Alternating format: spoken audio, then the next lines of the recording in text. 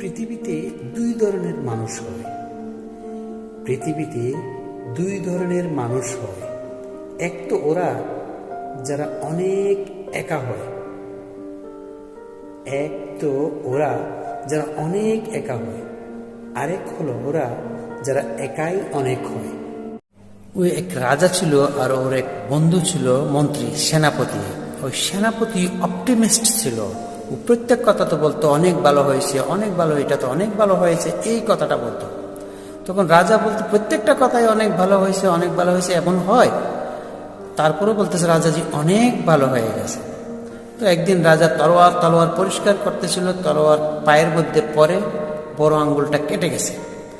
তখন ওই সেনাপতি বললো অনেক ভালো হয়ে গেছে, অনেক ভালো হয়েছে। এখন রাজার রাগ আসলো, বললো একে জেলে ঢুকিয়ে দাও।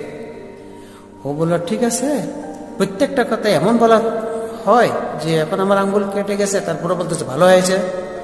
যখন ওকে জেলে ঢুকিয়ে দিল তখনও বলতেছে অনেক ভালো হয়েছে। রাজা বলল পাগল, বেকুব,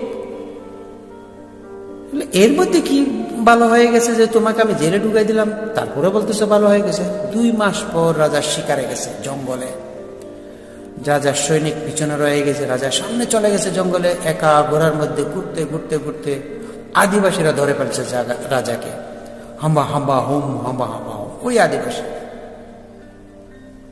এখন ওই আদিবাসী রাজাকে নিয়ে গেছে বলি দেওয়ার জন্য। কাপড় খুলে গোসল টোসল করাই নিল, দেবী ওর সামনে বলি দেবে। যখন দেখলো পায়ের আঙ্গুল তো কাটা, কেউ একজন বলল অপূর্ণ বলি দিলে আমাদের দেবী দুঃখী হয়ে যাবে, অসন্তুষ্ট হয়ে যাবে, ছেড়ে দিয়েছে, বলি দেওয়া যাবে না। ঘোড়াতে করে ঘরে চলে আসছে রাজা। বলেছে প্রথমে জেল থেকে ওকে বের করো, সেনাপতিকে। ওকে বলল তুমি অনেক ভালো বলেছিলে, অনেক ভালো হয়েছে, যদি অঙ্গুল ওই না কাটতো তাহলে আজকে আমার গর্দন কেটে যেত। কিন্তু একটা কথা বলো, আমার সাথে তো ভালো হয়েছে, কিন্তু তুমি যে 3 মাস পর্যন্ত জেলে ছিলে, তোমার সাথে কি ভালো হয়েছে?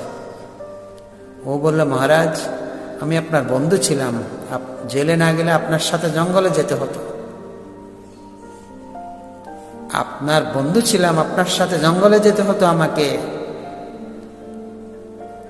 আপনি তো অপূর্ণ ছিলেন পা কেটে যাওয়ার কারণে, পায়ের আঙ্গুল কেটে যাওয়ার কারণে, কিন্তু আমি তো পূর্ণ ছিলাম, তো অনেক ভালো হয়েছে। আমি জেলে ছিলাম, আপনার সাথে থাকলে আমাকে বলি দিয়ে দিত।